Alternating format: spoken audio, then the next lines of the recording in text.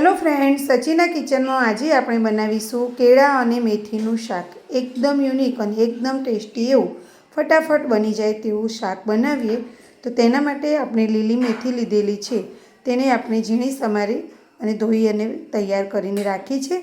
સાથે જ આપણે 2 નંગ પાકા કેળા લીધે છે। આપણે કાચા કેળાની તો ઘણી બધી રેસીપી બનાવીએ છીએ, પણ આજે આપણે જે બનાવવાના છીએ તે આપણે પાક્કા કેળામાંથી જ સબ્જી બનાવવાના છીએ। આ સબ્જી ખૂબ જ ઝડપી તૈયાર થઈ જાય છે અને ખાવામાં પણ ખૂબ જ ટેસ્ટી લાગે છે। તો આવી સરસ મજાની સબ્જી આપણે અને ફટાફટ બની જાય એવી સબ્જી આપણે બનાવીશું। આ બે જે પાક્કા કેળા લીધા છે તેને આપણે આ રીતે સમારી અને લઈ લઈશું। તો એકદમ સરળ રીતે આ સબ્જી આપણે તૈયાર કરવાના છીએ। તેની સાથે જ આપણે લીલા મરચાં લેવાના છે। તમે જેવા પસંદ કરતા હોય તે તમારું તીખું એ પ્રમાણે લઈ શકો છો। અત્યારે મેં મોળા 2 મરચાં લીધેલા છે અને તેની સાથે જ આપણે કેળા છે, લીલા મરચાં અને સિંગદાણાને આપણે અધકચરા વાટીને લીધા છે।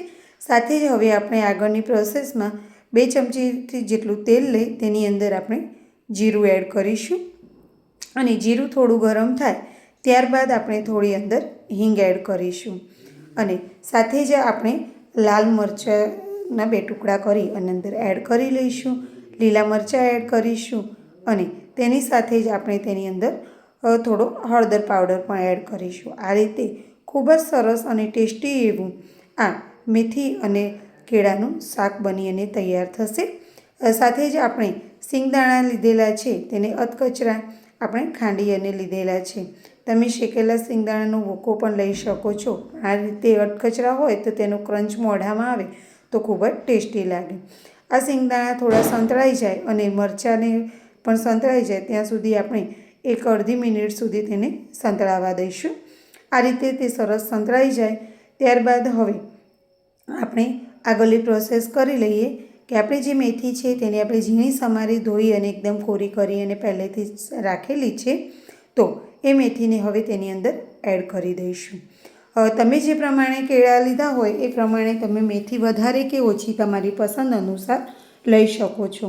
શિયાળાની સિઝન હોય અને મેથી તો દરેકના ઘરમાં હોય જ, પણ આ મેથીમાંથી આ વખતે એટલી સરસ અને ફટાફટ બની જાય એવી સબ્જી આપણે જો અત્યાર સુધી તમે ના બનાવી હોય ક્યારે કેળા અને મેથીની સબ્જી તો ચોક્કસથી બનાવજો। કેળાની સિઝન છે અને મેથીની પણ છે ને મેથી શિયાળામાં ખૂબ જ સરસ એવી ફ્રેશ મળતી હોય છે। તો તમે પણ ચોક્કસથી આ સબ્જી બનાવજો। સાથે જ તેને અંદર સ્વાદ અનુસાર મીઠું એડ કરીશું અને આની સાથે જ હવે આપણે તેની અંદર લાલ મરચું પાવડર પણ એડ કરી લઈશું। તે પણ તમારી જરૂરિયાત અનુસાર જેવું તીખું ખવાય એ પ્રમાણે, કેમ કે આપણે અંદર લીલા મરચાં પણ એડ કરેલા છે। હવે આ મસાલો બરાબર મિક્સ કરી અને આ મેથીને 1 મિનિટ સુધી સરસ એવી આ મસાલાની અંદર મિક્સ થઈ જાય અને સરસ સંતળાઈ જાય એ રીતે મીડિયમ ગેસ ઉપર થવા દઈશું અને ત્યારબાદ જે આપણે કેળાને કટિંગ કરી અને રાખ્યા હતા તે કેળા અંદર એડ કરી લઈશું અને તેને હળવા હાથે જ બરાબર મિક્સ કરી લઈશું।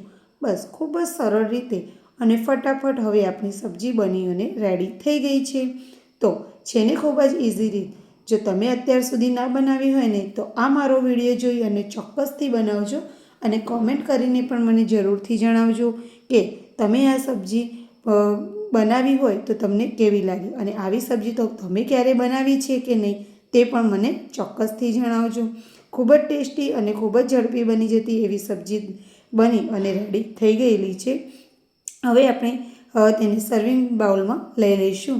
તો છે ને એકદમ સરસ સચિના કિચન નામની જે યુટ્યુબ ઉપર મારી જે ચેનલ છે તેને અત્યાર સુધી જો તમે સબસ્ક્રાઈબ ન કરી હોય તો જરૂરથી સબસ્ક્રાઈબ કરી લેજો અને મારા વિડીયો જો તમને ગમતા હોય તો મારા વિડીયોને લાઈક અને શેર કરવાનું બિલકુલ પણ ના ભૂલતા કે જેથી કરીને આવા નવા વિડીયો સાથે આપણે મળતા રહીએ। તો એકદમ સરસ અને સરળ રીતે બની જાય એવી સબ્જી અત્યારે બની અને રેડી થઈ ગઈ છે। આ રોટલી, ભાખરી કે પરાઠા સાથે આ સબ્જી ખૂબ જ ટેસ્ટી એવી લાગે છે। તો તમે પણ ચોક્કસથી બનાવજો અને મારી ચેનલને અત્યાર સુધી સબસ્ક્રાઈબ ન કરી હોય તો તમારા ફ્રેન્ડ અને ફેમિલી મેમ્બરને પણ જણાવજો કે મારી ચેનલને સબસ્ક્રાઈબ કરજો। તો સરસ ટેસ્ટી એવી સબ્જી બની અને રેડી થઈ ગઈ છે. આમાં આપણે ખાંડ કે બીજું કંઈ પણ નાખવાનું નથી, કેમ કે જે કેળા છે તે મીઠા જ કેળા હોય છે, પાકા છે એટલે. તો નવા વિડીયોમાં ફરીથી મળીશું. ત્યાં સુધી એન્જોય, બાય.